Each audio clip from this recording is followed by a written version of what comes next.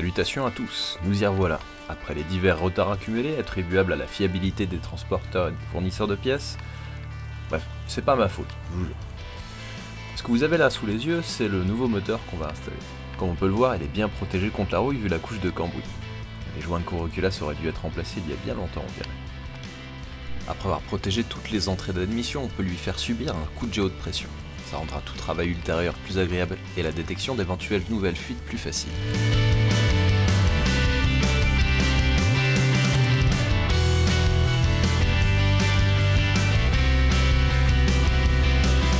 Il y a du mieux, non? On va pouvoir remonter les accessoires, à commencer par le compresseur de climatisation.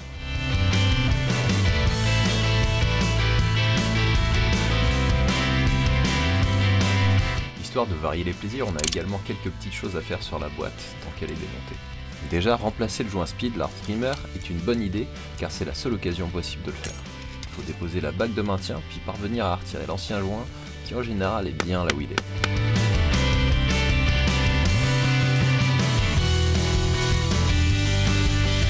N'hésitez pas à commander 2 joints spin-off au cas où. Vu leur prix, ce serait dommage de se retrouver bloqué après en avoir abîmé un remontage. Pour le mettre en place, on peut l'huiler afin de faciliter son insertion, et utiliser l'ancien joint spi pour le pousser dans son logement. Le tout avec des outils qui ne risquent pas d'abîmer la surface.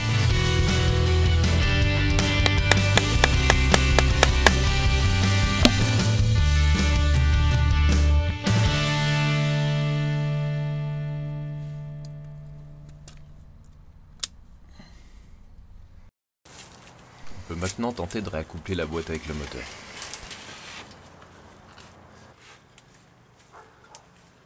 Sans oublier de remonter le convertisseur de couple, ce serait vraiment très dommage. Il faut simplement le secouer tout en le faisant tourner pour l'engager jusqu'au fond de son emplacement. Il vaut mieux être sûr d'être bien au bout de son engagement au risque d'abîmer la boîte au remontage.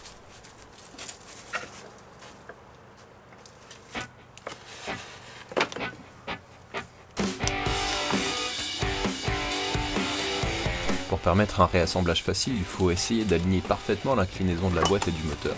Donc on peut prévoir quelques blocs et planches de différentes épaisseurs, puis jouer sur la hauteur du moteur en montant ou descendant le bras de la chaîne.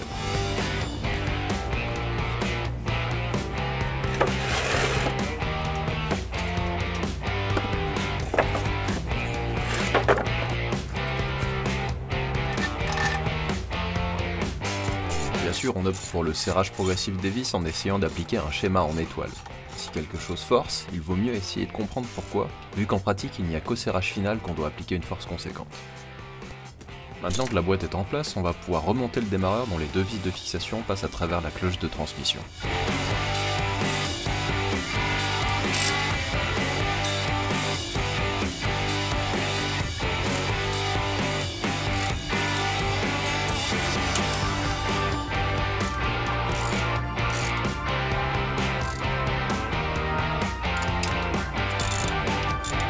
Tant que le moteur est déposé, on va en profiter pour remplacer le tendeur de chaîne.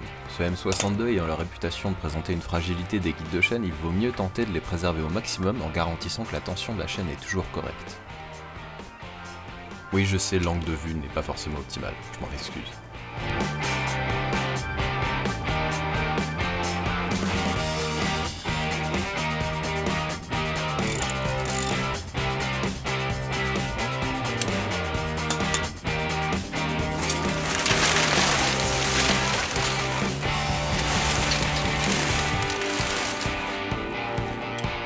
De la pompe à eau d'être remise en place avec un joint neuf. Rien à signaler pour cette opération, sinon de faire attention au serrage des vis qui ne nécessite pas un couple très élevé. Et on réassemble le thermostat, 4 vis, aucune difficulté non plus.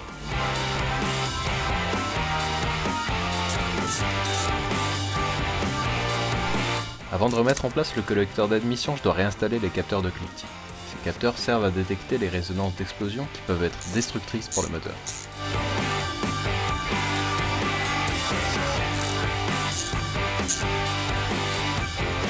Je vous passe les opérations de réinstallation de l'admission et des collecteurs d'échappement étant donné que j'ai perdu les rushs. On va donc pouvoir enchaîner directement sur la repose moteur.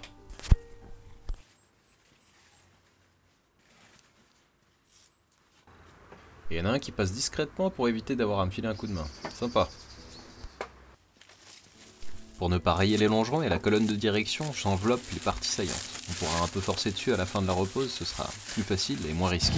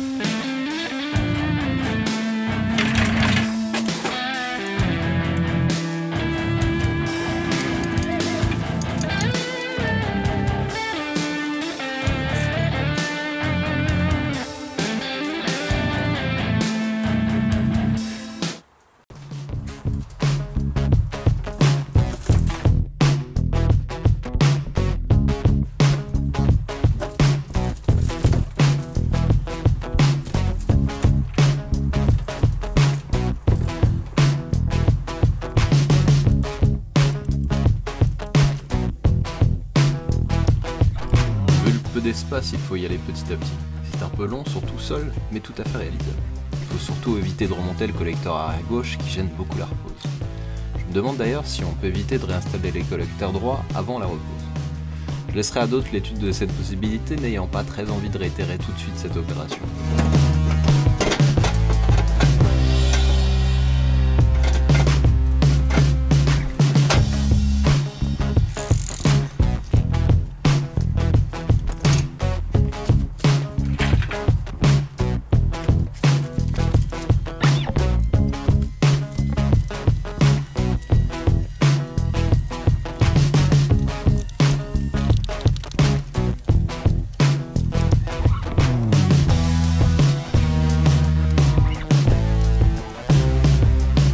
Du fait d'un manque de coopération, il est parfois nécessaire d'adopter des méthodes un peu moins douces.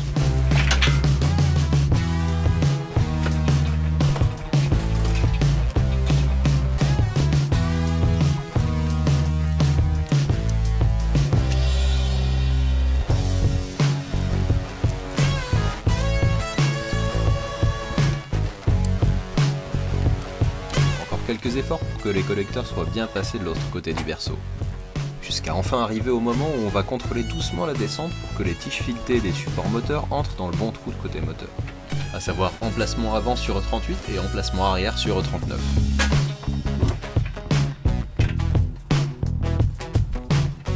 J'admets qu'à cette étape on peut déjà s'autoriser à ressentir une certaine satisfaction mais aussi un peu de soulagement. Après avoir rebranché le minimum du faisceau électrique, je fais tourner le moteur sans les bougies pour évacuer l'eau et les débris éventuels qui auraient pu y entrer. Mieux vaut être prudent, on ne sait jamais. Et c'est là où je m'aperçois que les canalisations du support de filtre à huile sont différentes entre E38 et E39. Évidemment, remplacer ces pièces est bien plus difficile moteur en place qu'en dehors. J'ai pu compter sur la réactivité de mon fournisseur, Emilien, qui m'a renvoyé les pièces de mon moteur dès qu'il a pu. Bon, ne pas pouvoir reposer ce support de fil dans son emplacement ne m'empêche heureusement pas de continuer à rebrancher le faisceau électrique et les divers accessoires. Je continue donc le déroulé des opérations alors que le jour commence à tomber.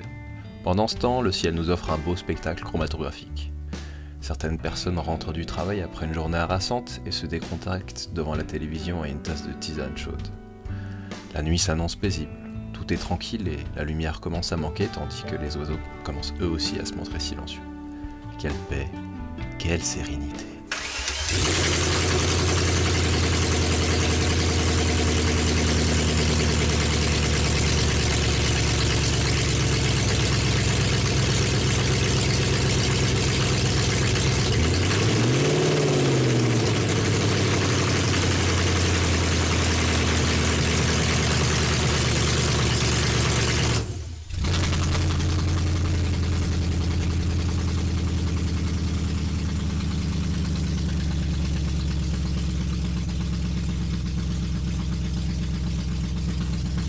Eh oui, on n'est pas là pour enfiler des perles.